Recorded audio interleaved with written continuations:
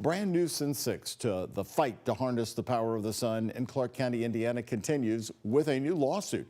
The Board of Zoning Appeals in Clark County said no to a proposed solar farm about 4 months ago.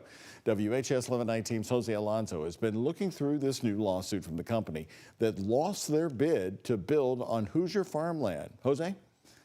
Doug, in my hands is 26 pages detailing why the solar company BrightNight is filing a petition for judicial review of their proposed project for commercial solar, with this topic being on the table after a rejected vote by the Clark County Board of Zoning Appeals. We wanted to hear from Hoosiers again about this action in court.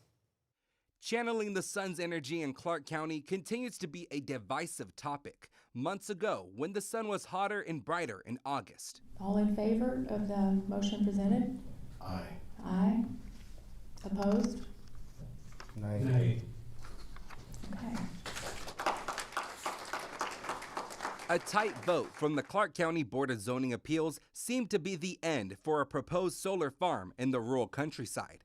A victory residents like Christine Horsley celebrated. You know, it's just important that our county has this land, prime farmland, out here for the future of our community, for the future farmers. But the company behind the proposal says it's not over. Mahi BN LLC, also known as the solar company BrightNight, recently filed a lawsuit in Clark County Circuit Court, a petition for judicial review of the board's decision denying their application to build a commercial solar energy system within 3,800 acres of farmland. They're beating a dead horse, and it's very frustrating to know that we're 2+ years in, and here we are again, and no resolution. Hoosiers for this proposed project previously told us this is a chance to profit by leasing their land. Some had negative views on farming during public comment in June. I have never been harmed by a solar panel,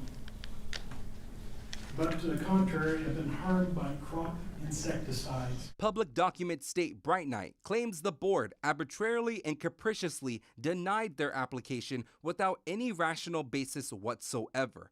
But Horsley says the vote was in good faith. I just don't understand why we're still doing this, but we were very pleased with the vote.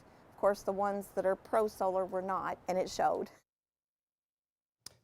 The board's response acknowledges and rejects several claims by the company and prays the court denies the petition. The lawsuit also questions the newly appointed board members' actions before voting no to the proposal. We reached out to the attorneys from both sides of this lawsuit and the company BrightNight itself for comment. As of tonight's newscast, we have not gotten a response to our inquiries. Reporting live in studio, Jose Alonso, WHS 1119, on your side.